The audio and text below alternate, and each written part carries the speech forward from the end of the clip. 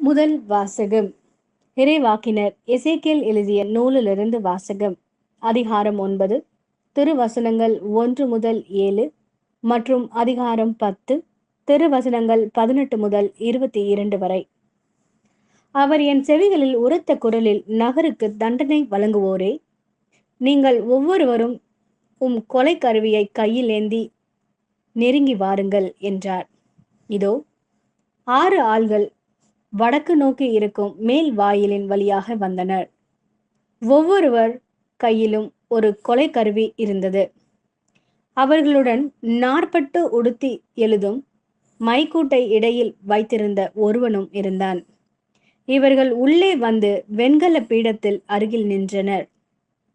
அப்பொழுது இஸ்ரேலின் கடவுளது மாட்சி அது தங்கியிருந்த கெருபுகளை விட்டு மேலெழுந்து இல்லத்தின் வாய்ப்படிக்கு வந்தது.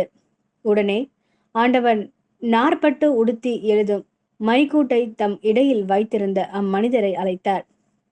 பின் ஆண்டவர் அவரை நோக்கி, நீ எருசலேம் நாடெங்கும் சுற்றி வந்து அதனுள் செய்யப்படும் எல்லா அருவருக்கத்தக்க செயலுக்காகவும் பெருமூச்சு விட்டு புலம்பும் மனிதர்களுக்கு நெற்றியில் அடையாளமிடும் என்றார்.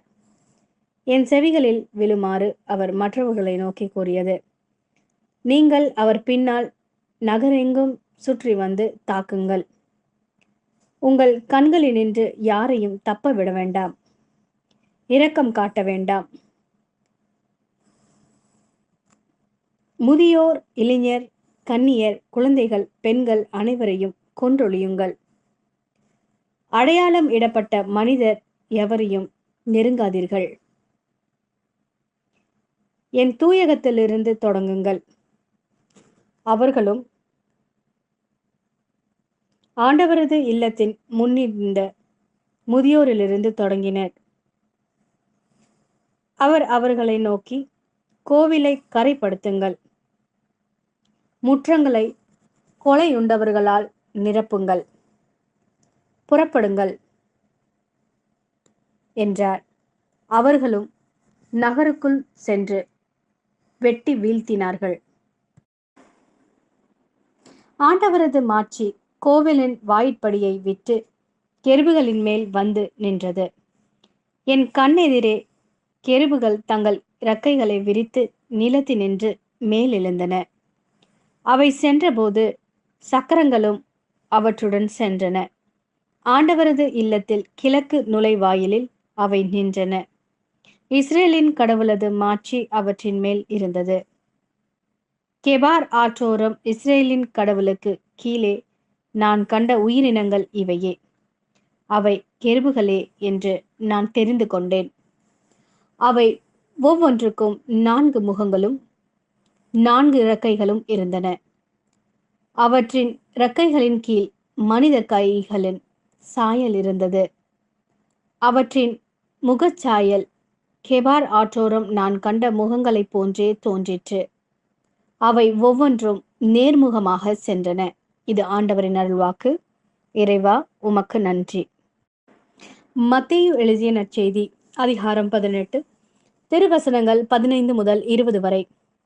உங்கள் சகோதரர் சகோதரிகளுள் ஒருவர் உங்களுக்கு எதிராக பாவம் செய்தால், நீங்களும் அவரும் தனித்திருக்கும் போது அவரது குற்றத்தை எடுத்து காட்டுங்கள். அவர் உங்களுக்கு செவி சாய்த்தால் நல்லது, உங்கள் உறவு தொடரும். இல்லையென்றால் 2 அல்லது 3 சாட்சிகளுடைய வாக்குமூலத்தால் அனைத்தும் உறுதி செய்யப்படும் என்னும் மறைநூல் மொழிக்கு ஏற்ப உங்களோடு 1-2 பேரை கூட்டிக் கொண்டு போங்கள். அவர்களுக்கும் செவிசாய்க்காவிட்டால் திருச்சபையிடம் கூறுங்கள். திருச்சபைக்கும் செவிசாய்க்காவிட்டில் அவர் உங்களுக்கு வேற்று இனத்தவர் போலவும் வரி தண்டுபவர் போலவும் இருக்கட்டும். மண்ணுலகில் நீங்கள் தடை செய்பவை அனைத்தும் விண்ணுலகிலும் தடை செய்யப்படும்.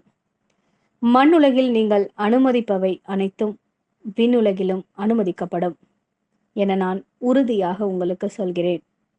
உங்களுள் இருவர் மண்ணுலகில் தாங்கள் வேண்டும் எதை குறித்தும் மனம் மொத்திருந்தால், விண்ணுலகில் இருக்கும் என் தந்தை அதை அவருக்கு அருள்வார். ஏனெனில் 2 அல்லது 3 பேர் என் பெயரின் பொருட்டு எங்கே ஒன்றாக கூடியிருக்கின்றார்களோ அங்கே அவர்களிடையே நான் இருக்கிறேன் என உறுதியாக உங்களுக்கு சொல்கிறேன்.